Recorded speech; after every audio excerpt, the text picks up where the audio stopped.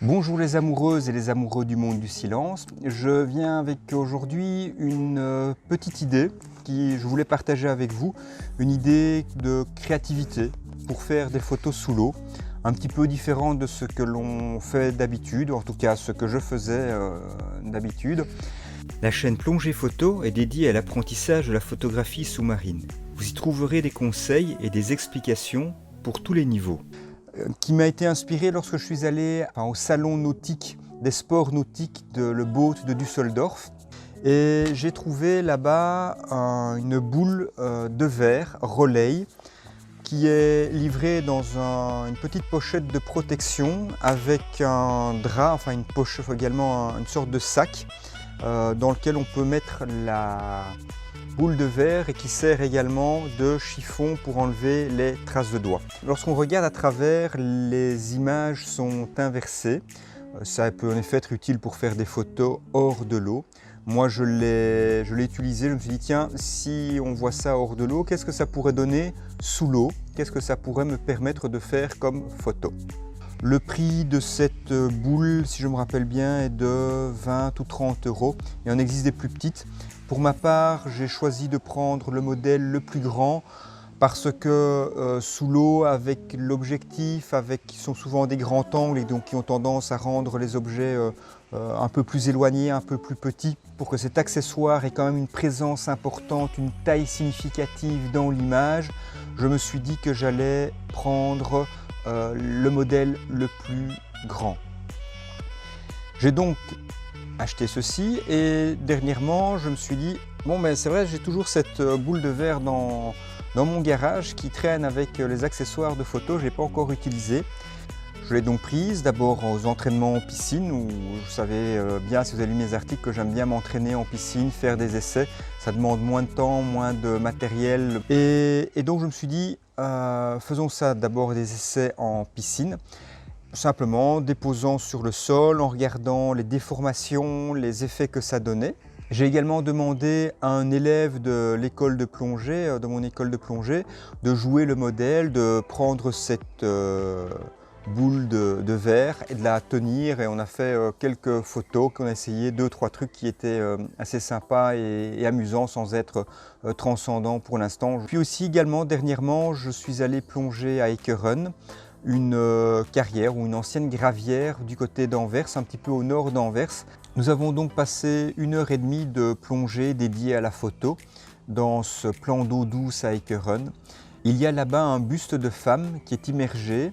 Nous avons profité de cette œuvre d'art pour associer la beauté de ce buste à l'originalité ou les particularités optiques de cette boule de verre. Pour des résultats que je trouve très sympathiques, que je vais partager avec vous dans les images qui suivent.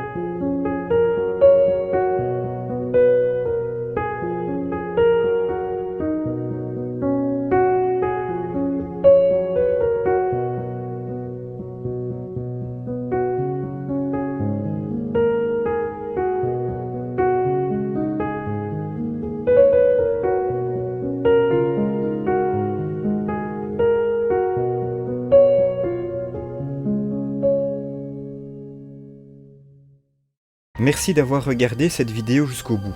Si vous l'avez appréciée, aimez-la et partagez-la. Vous pouvez aussi me laisser un commentaire ou me poser une question. Je pourrai ainsi vous aider en y répondant. Si vous n'êtes pas encore, abonnez-vous, sans oublier la cloche pour activer les notifications et être informé de la mise en ligne des prochaines vidéos. Tout ceci m'aidera à faire progresser cette chaîne. Vous pouvez également télécharger votre cadeau gratuit, mon livre numérique intitulé 4 étapes pour réussir ses photos macro en plongée. Le lien est dans la description de cette vidéo. Cette chaîne travaille de concert avec mon blog www.plongephoto.com. Vous y trouverez des dizaines d'articles pour débuter, pour vous aider à progresser et pour vous inspirer en photographie sous-marine. Pour terminer, n'hésitez pas à vous abonner à ma page Facebook Plongée Photo. Vous serez ainsi notifié de la sortie des prochains articles de mon blog. D'ici la prochaine vidéo, je vous souhaite de bonnes plongées et de belles photos.